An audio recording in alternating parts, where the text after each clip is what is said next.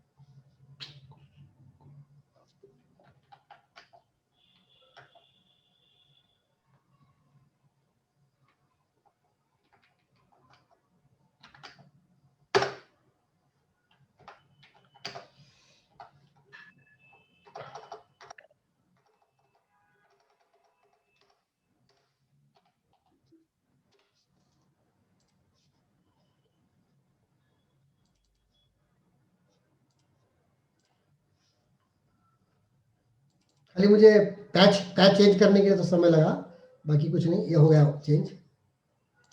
अब मुझे स्कूल में से हॉस्पिटल में आना है तो स्ट्रक्चर यही रहेगा लेकिन चेंज हो जाएगा। इधर आएगा हॉस्पिटल, इधर आएगा हॉस्पिटल इन्फो, नीचे आएगा हॉस्पिटल रिपोर्ट्स। पहले था कॉलेज का रिलेटेड, अब है हॉस्पिटल के related.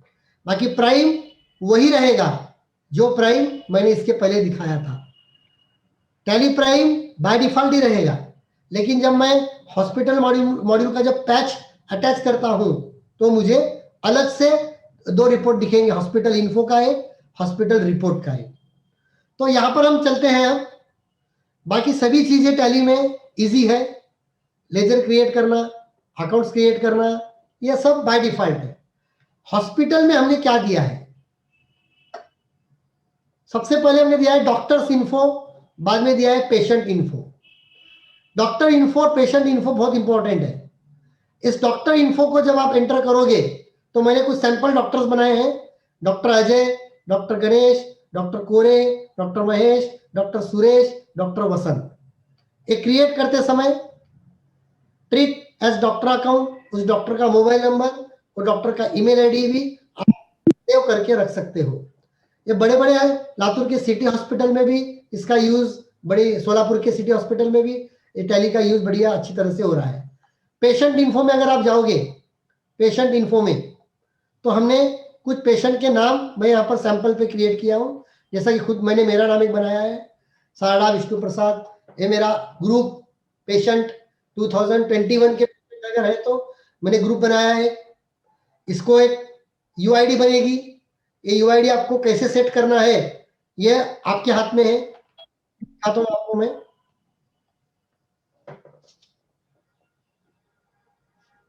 Accounts alter group patient, यहां पर ये रहेंगे आपके सन्डे डेटर्स, जो भी पेशेंट होंगे वो सब आएंगे सन्डे डेटर्स में। और यहाँ पर एक ऑप्शन हमने दिया है कस्टमाइजेशन में, use for patient register, last patient ID, last patient PD ID, prefix, suffix.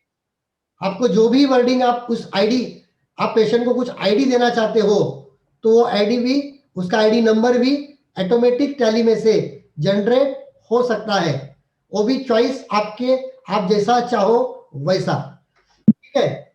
यहाँ पर जब आप हॉस्पिटल इन्फो में आकर डॉक्टर इन्फो में डॉक्टर का नाम क्रिएट करना, यह कोई बड़ी बात नहीं है। अब आप पेशेंट इन्फो, इस पेशेंट इन्फो में हमने क्या क्या दिया है, ये देखिए, surname, first name, middle name, उसका ग्रुप, पेशेंट का आईडी ऑटोमेटिक आ जाएगा, पेशेंट का जेंडर मेल है या फीमेल है, पेशेंट का एज, आधार नंबर, पैन नंबर अगर आपको देना चाहो तो, phone number, mobile number, email ID, उसके बाद उसका एड्रेस, ये सब चीजें यहां पर आप दे सकते हैं। ये सब पेशेंट का डिटेल्स आप वर्किंग में भी क्रिएट कर सकते हो, या टैली में इंप्लीमेंट करने के बाद जितने पेशेंट्स आपके पास हैं उतने पेशेंट्स आप वन टाइम क्रिएट करके रख सकते हो, और जैसा आएंगे वैसा एक एक ऐड कर सकते हो। सरनेम पहले आएगा, बाद में नाम, मिडिल नेम। ये होने के बाद, ये इतनी चीजें होने के बाद, अब हमने 2 वाउचर्स बना के दिए हैं। बहुत सिंपल है। पहले बनाया ओपीडी बिल। वो ओपीडी बिल में दिन में कितने पेशेंट्स को आपने चेक किया, बाहर कितने पैसे कलेक्ट हुए, उतने पैसे आपके पास आए हैं क्या, ये चेक करने के लिए ओपीडी बिल आपके लिए बहुत बेनिफिशियल हो सकता है। तो उस ओपीडी बिल किस तरह से बनेगा मैं आपको दिखाना चाहता हूं। Enable hospital billing, OPD section, और बिलिंग फॉर्मेट को मैंने सेट किया।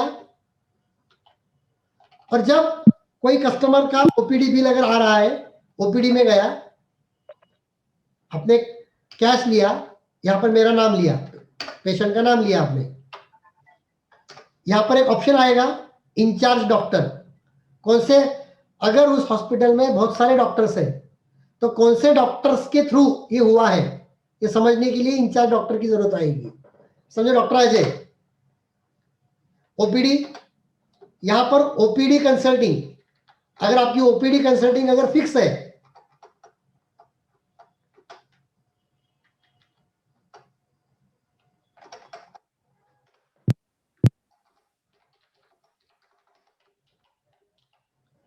तो ऑटोमेटिक 500 रुपीज आ जाएगा यहां पर। इसको सेव कर दीजिए, तो क्या होगा, आपको ओपीडी का बिल दिखाता हूं आपको मैं।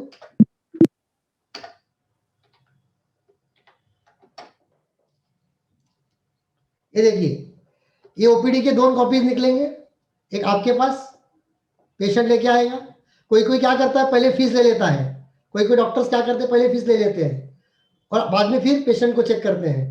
तो 2 बिल निकाल के, एक काउंटर पे रहेगा, एक आपके पास आएगा, ताकि आपको भी टैली करने के लिए आसानी होगी कि जितने पेशेंट थे उतने पेशेंट की पूरी फीस आ गई है क्या। उस पर पेशेंट का आईडी, पेशेंट का नाम, कंसल्टेंट कौन है, OPD bill number, OPD bill date, ये सब कुछ चीजें इस ओपीडी बिल के द्वारा आप प्रिंट निकाल सकते हो।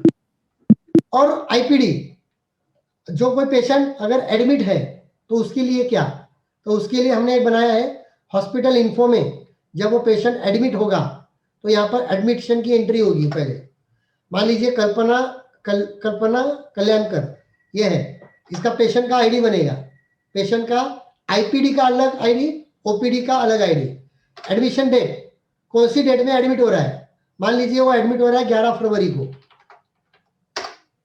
कितने बजे हो रहा है, time, IPD ID, MLG case, अगर पुलिस केस है तो यस, नहीं है तो नहीं। इंचार्ज डॉक्टर, कौन से डॉक्टर इंचार्ज के हैं, मान लीजिए गणेश। रेफरेंस डॉक्टर, कौन से डॉक्टर्स ने अगर कोई रेफरेंस दिया है, समझे डॉक्टर अमित, बस इसको सेव कर दीजिए। कल्पना को सेव कर दिया आपने, ये हो गई एडमिट। जब इसको डिस्चार्ज किया जाएगा तब क्या होगा, ये डिस्चार्ज में आएंगे, आपने डिस्चार्ज कौन सी डेट को दिया, 14/2 को दिया, अभी दिया, एंटर कर दीजिए।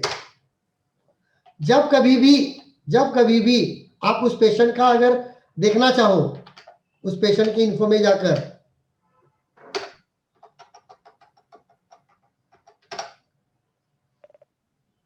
तो यहां पर डिटेल आ जाएगा कि कब एडमिट हुआ था, कौन से डॉक्टर ने इंचार्ज किया है, और डिस्चार्ज डेट क्या है, डिस्चार्ज टाइम क्या है। ये भी चीजें आपको यहां पर देखने को मिल जाएगी। अब ये पेशेंट आपके पास एडमिट था, डिस्चार्ज हो गया, अब उसका इनवाइस आपको रेज करना है, उसका बिल आपको रेज करना है, तब क्या करोगे? तो यहां पर हमने दिया है आईपीडी बिल। उस आईपीडी बिल में आप आओगे। उसके पहले 11 तारीख को पेशेंट एडमिट हुआ, उसको आपने कुछ एडवांस दिया है, उसने उसके पास से आपने कुछ 5,000 रुपया डिपॉजिट आपने जमा करवाया है, तो क्या करोगे आप रिसिप्ट में आओगे। रिसिप्ट, यहाँ पर एक आईपीडी रिसिप्ट का ऑप्शन है, इसमें कल्पना कल्याणकर जो है इसके पास से आपने 5,000 रुपीज लिए हैं।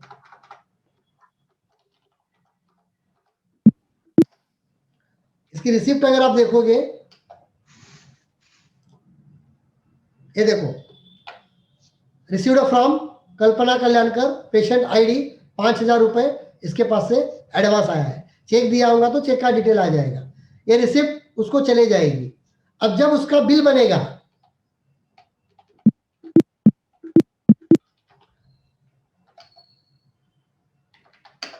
बिल बनेगा 14 तारीख को, डिस्चार्ज के दिन उसका बिल बनेगा। इसको डिस्चार्ज नहीं करने का, 1 मिनट रहिए।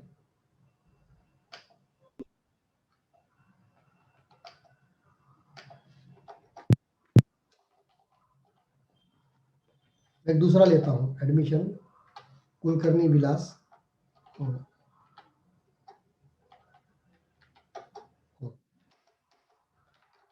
10/2,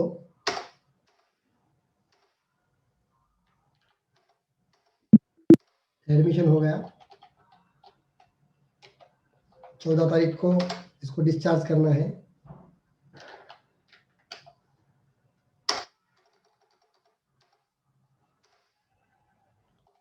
कुछ एडवांस जमा किया है, F6,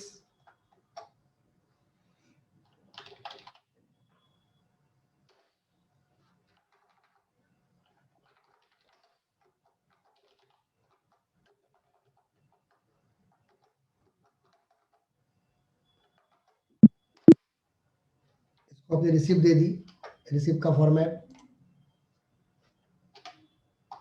अब इसका 14 तारीख को इसको डिस्चार्ज देना है मुझे, इसका बिल बनेगा पहले। बिल बनते समय यहाँ पर आईडी आएगा।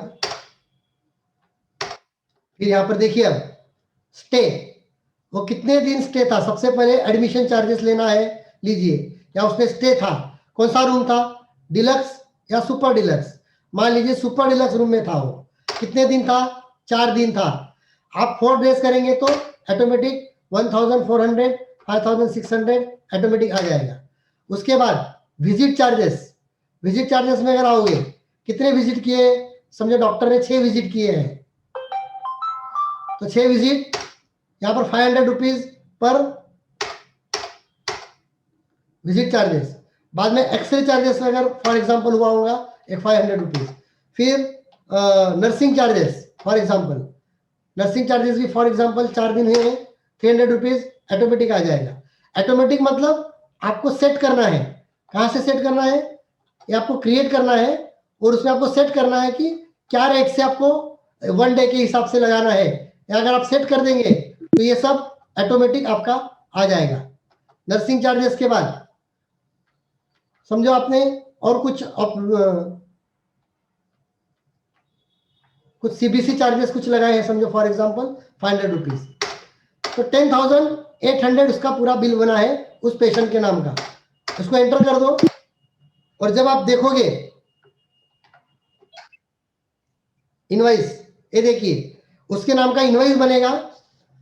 उस यहाँ पर हॉस्पिटल का नाम, पेशेंट का यूआईडी, आईपीडी, पेशेंट का नाम, पेशेंट का एड्रेस, कंसल्टेंट कौन है, आईपीडी बिल, ये admission date, stay charges 4 days 1,400, visit charges, X ray charges, nursing charges 10,800, ये पूरा बिल आ गया।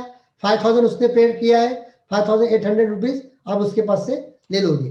अगर आप चाहो, अब यहाँ पर डिस्चार्ज डेट अगर आपको डालना है तो आप डिस्चार्ज डेट भी यहाँ पर डाल सकते हो, इसको डिस्चार्ज करने के बाद। ये देखिए 1 मिनट, इसको मैं डिस्चार्ज कर देता हूँ, पेशेंट को डिस्चार्ज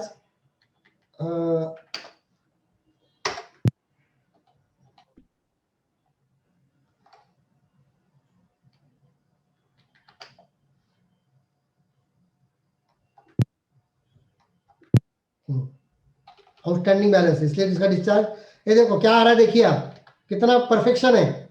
आप उसको जब डिस्चार्ज करना चाहो, आपने एंट्री तो कर दी, आप उसको डिस्चार्ज करना चाह रहे हो, तो वार्निंग क्या आ रही है, patient has outstanding balance, patient के पास आउटस्टैंडिंग बैलेंस है, पहले उसको क्लियर कीजिए। आप जब F6 में आओगे, रिसिप्ट में आओगे, उसका अकाउंट लोगे आप, उसका अकाउंट नील हो गया। अब हॉस्पिटल इन्फो में पेशेंट इन्फो डिस्चार्ज,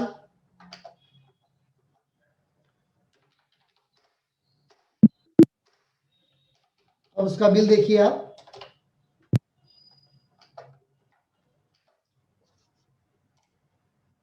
ये देखिए 10 तारीख को एडमिशन हुआ, 14 को डिस्चार्ज हुआ, ये पूरा बिल साइन स्टैम्प करके उसको बिल आप दे सकते हो।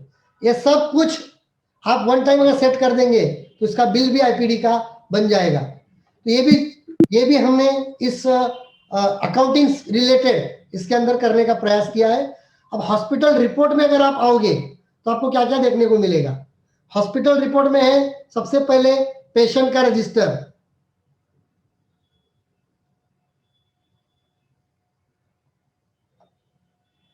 पेशेंट 2021, यहां पर अगर देखोगे आप और अगर डेट दोगे तो बिल अमाउंट कितनी थी, रिसीव अमाउंट कितनी है, पेंडिंग अमाउंट कितनी है, ये भी रिपोर्ट आप एज अकाउंटिंग पर्पज से देख सकते हो।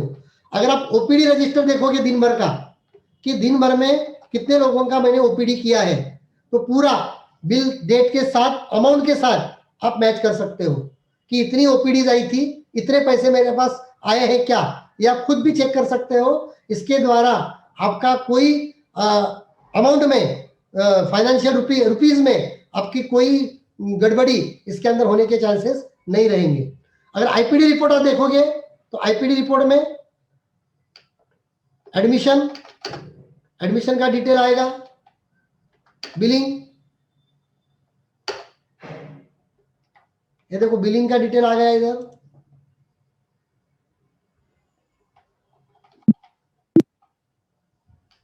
और कलेक्शन, ये कलेक्शन रजिस्टर, आईपीडी में किसने किसने पैसे आज दिए हैं, आईपीडी का ओपीडी का अलग अलग, और डिस्चार्ज रिपोर्ट, आज किसको किसको डिस्चार्ज हुआ है, कौन सी डेट को डिस्चार्ज हुआ है, जिसके डिस्चार्ज हुए हैं उनके पैसे आए हैं क्या, कलेक्शन हो गया है क्या, ये भी देख सकते हो, उसकी बिलिंग बन गई है क्या, ये भी देख सकते हो। और इजी गोइंग में इसके लिए डॉक्टर्स लोगों को, आदरणीय रिस्पेक्टेड डॉक्टर्स लोगों को अकाउंटिंग का नॉलेज रहना जरूरी नहीं है। आप इतनी सी भी बातें अगर आपको आप समझ लेते हो तो पूरी अकाउंटिंग आपके हाथ में रहेगी और उसको अच्छी तरह से आप उसको कंट्रोल कर पाओगे, यह मैं दावे के साथ कह सकता हूं। तो और रही चीज दूसरी बाकी, और ये भी बात है कि आप अकाउंटिंग करने वाला अकाउंटिंग कर कर आप आपके कैबिन में इसका कंट्रोल ले सकते हो, आप आपके कंप्यूटर पे भी चेक कर सकते हो कि आज दिन में क्या क्या हुआ है। तो आपको पूरा इस टैली में अगर बंदा प्रॉपर एंट्री करेगा तो आप समझ जाओगे। और इसके अंदर बाकी चीजें जो है वही रेगुलर है, बैंक में कैश डिपॉजिट किया, कॉन्ट्रा है, अदर रिसिप्ट है, रिसिप्ट पेमेंट। सबसे इजी अगर अकाउंटिंग किसी की अगर है तो वो है हॉस्पिटल्स, स्कूल्स, कॉलेज, इनकी है।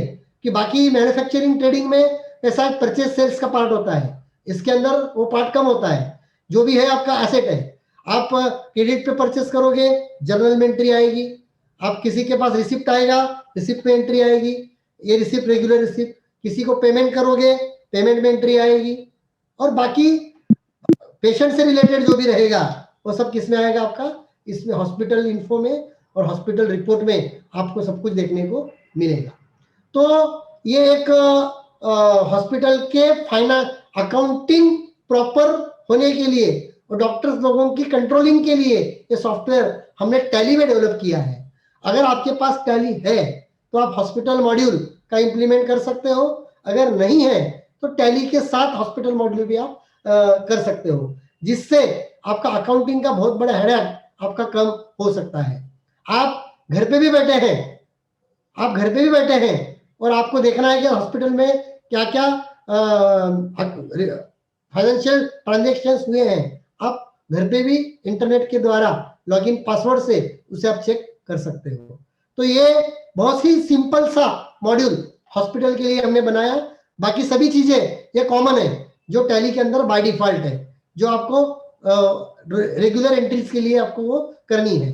सिर्फ इसमें इंपॉर्टेंट काम एक ही है आपका, पेशेंट के डिटेल्स। जितने भी पेशेंट आपके पास अभी तक रेगुलर पेशेंट जो आपके पास आ रहे हैं उनके नाम आप बना के रखिए, और जैसे आएंगे वैसे आपको बना के रखना है। उस पेशेंट के बारे में उसका पूरा हिसाब, उसकी पूरी अकाउंटिंग रख सकते हो। सभी स्टाफ का भी हिसाब आप रख सकते हो।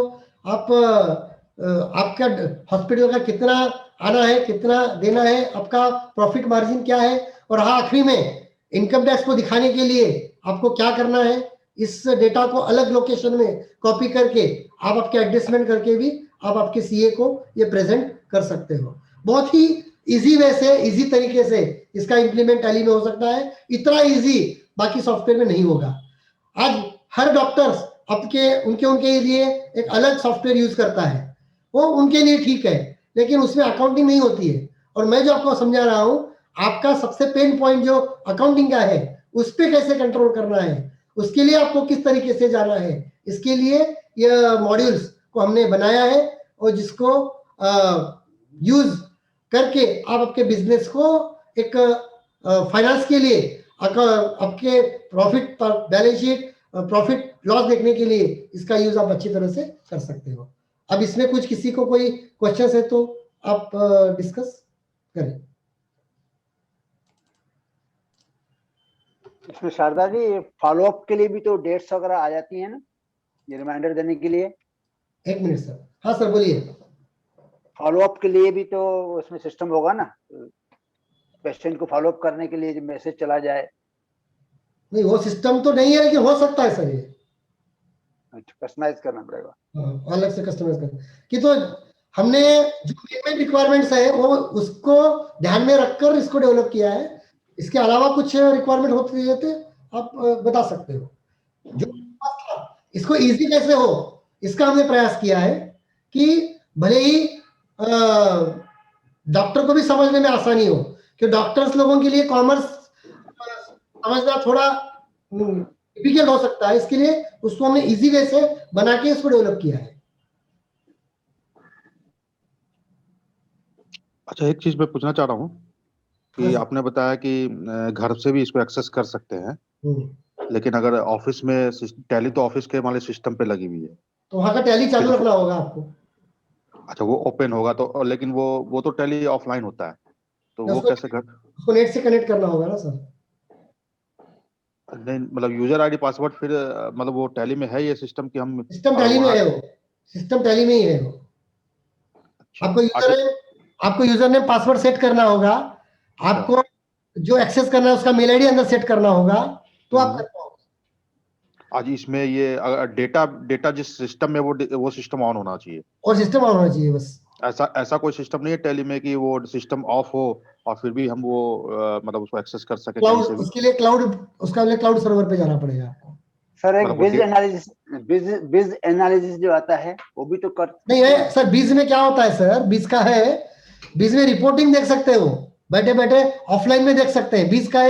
बीज एक ऐप है सर। इसके अंदर आपका सिस्टम भी अगर ऑफ होगा तो आप आपके मोबाइल पे डेली के ट्रांजेक्शंस, डेली का डे बुक सब चेक कर सकते हो आप। वो अच्छा रहेगा ना। लेकिन टैली के अगर डेटा को क्लाउड पे रख दिया जाए तो फिर हम लोग कहीं से भी एक्सेस कर सकते हैं। अच्छा, उसके लिए स्पेस लेना होगा क्लाउड का स्पेस लेना होगा आपको। लगभग कितना खर्चा आता होगा उसमें? और यूजर पे डिपेंड करता है सर, यूजर पे और आपके स्पेस पे डिपेंड करता है वो तो। फिर भी मिनिमम वाले कोई कंपनी कोई मंथली चार्ज करती है, कोई ईयरली चार्ज करती है। अच्छा उसकी अलग कंपनी है वो करने वाली। उसका चाहिए तो आपको मैं नंबर आपको मैं शेयर कर देता हूँ। अच्छा, इसमें बताते हैं कि जैसे जो सर्वर होते हैं वो आप अपने यहाँ भी मतलब वो बैठा सकते हैं, वैसा कुछ है क्या? आप आपके पास सर्वर बैठा लो। और एक सिस्टम बताता हूँ आपको मैं। काफी लोग ऐसे ही करते हैं कि क्लाउड पे डालने के बजाय आप फुल डेडिकेटेड सर्वर आपके पास रखिए, सर्वर 24 आवर चालू रहेगा। और कुछ ऑनलाइन के सॉफ्टवेयर है, जैसा कि कोई आरडीपी सेटअप करता है, विनफ्लेक्टर नाम का एक सॉफ्टवेयर है, विनफ्लेक्टर, जो आप लैपटॉप आपके साथ में है और आप कहीं पर भी बैठ के उसको ऑपरेट कर सकते हो। आपका सर्वर, उसके लिए हॉस्पिटल का सर्वर आपका चालू चाहिए। और अगर सर्वर बंद है तो वो उस समय वो काम नहीं करेगा। वो काम नहीं करेगा। वो वो तो सर्वर सिस्टम काफी लोग करते हैं। वो हाँ, तो वो सर्वर का मतलब लेने में कितना लगभग खर्चा आता होगा? 70-80,000 तक जाता है। वो 20-80,000 में लग जाता है। उसमें सर्वर, स्पेस मतलब डेडिकेटेड सर्वर लेना पड़ता है उसके लिए फुल, जो 24 आवर चालू रहेगा, बंद होगा ही नहीं वो। उसमें हम लोग अपना डेटा रख सकते हैं। बिल्कुल रख सकते हो। उसका स्पेस कितना रहता है उस सर्वर का? सर स्पेस तो आप hard disk, local hard disk होती है, वो 1 TB भी बस हो गया आपके लिए। अच्छा। प्लस सर्वर अलग हो गया और उसके अंदर हार्ड डिस्क अलग से लगानी होगी। नहीं, उस सर्वर पे ही हार्ड डिस्क रहेगी ना, उसके अंदर इनबिल्ट। हाँ, इनबिल्ट हार्ड डिस्क रहेगी। सर्वर मतलब क्या होता है, तो एक परफॉर्मेंस, आपको स्पीड परफॉर्मेंस देता है सर्वर, डेडिकेटेड होता है। और वो 24 आवर भी अगर चालू रहा तो हीट नहीं करता सर्वर। अच्छा। ये बेनिफिट होता है सर्वर का। आप अगर लोकल सिस्टम लगाओगे तो आपको हिट करेगा, हैंग मारेगा, फिर आपको कंप्यूटर स्टार्ट करके बैठना पड़ेगा। अच्छा,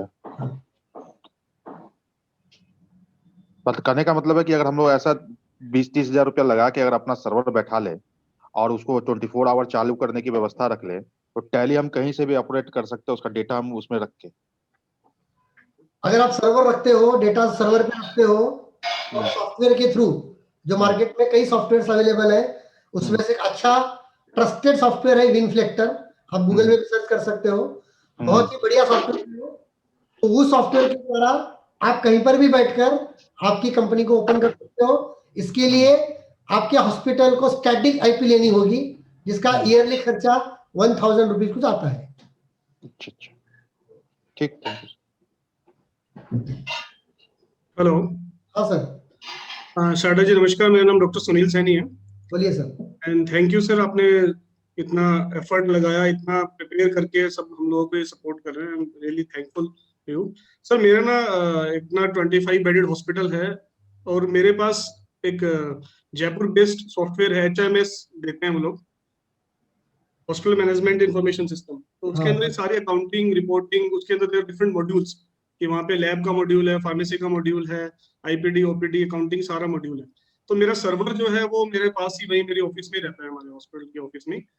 और जैसे आपने बताया कि उसके अंदर हार्ड डिस्क लगी हुई है, तो मैं ये जानना चाह रहा था कि इसके अलावा भी मुझे वहां से बैकअप हमेशा निकालते रहना पड़ेगा, या फिर वो सर्वर में अगर मेरे पास है तो वो कभी खराब नहीं होगा, या मैं वहां से बैकअप हमेशा दूसरी उसमें भी हार्ड डिस्क में लूँ वहां से? नहीं सर, आप एक काम कीजिए, आपके सॉफ्टवेयर प्रोवाइडर को बोलिए कि आपका डेटा गूगल ड्राइव पे सेव रहे। ओके। तो ये आप सिस्टम करवा लो। हम टैली वालों को, हमने काफी बड़े लोगों को करके दिया है टैली के लिए। तो आपको क्या करेगा, आपका डेटा गूगल ड्राइव के ऊपर स्टोर करने का फैसिलिटी देगा आपको। तो आपका डेटा सेफ रहेगा गूगल ड्राइव में, वो हमेशा सेफ रहेगा, फिर मुझे कोई अलग से निकालने की जरूरत नहीं है। नहीं, अब सेफ रहेगा। कभी कोई सिस्टम कोई प्रॉब्लम आ गया तो आपका डेटा कहीं नहीं जाएगा। तो वो एक अगर मेरा वो सिस्टम, आप वो सिस्टम अगर नहीं करते हो तो आप एक्सटर्नल पेन ड्राइव या एक्सटर्नल हार्ड डिस्क लगा के बैकअप, डेली शाम को बैकअप लेते चलिए, तो आपका डेटा सेफ रहेगा। उससे बेटर ऑप्शन तो आपने सही बताया कि गूगल ड्राइव पे मैं उनको बोलूँ कि वो तो सबसे बेस्ट ऑप्शन है। ओके। तो वो चार्जेबल कितना क्या रहता है सर उसका, लगभग आपको आइडिया कुछ? सर वो मैंने 100 GB का चार्ज लिया है, 130 रुपीज मुझे महीने का लगता है सर। 100 GB 130 rupees. मैं यूज करता हूँ। मैं, मेरा पूरा डेटा, मेरा हर चीज मेरी गूगल ड्राइव पे सेव रहती है मेरी। Okay, thank you sir. Thank you.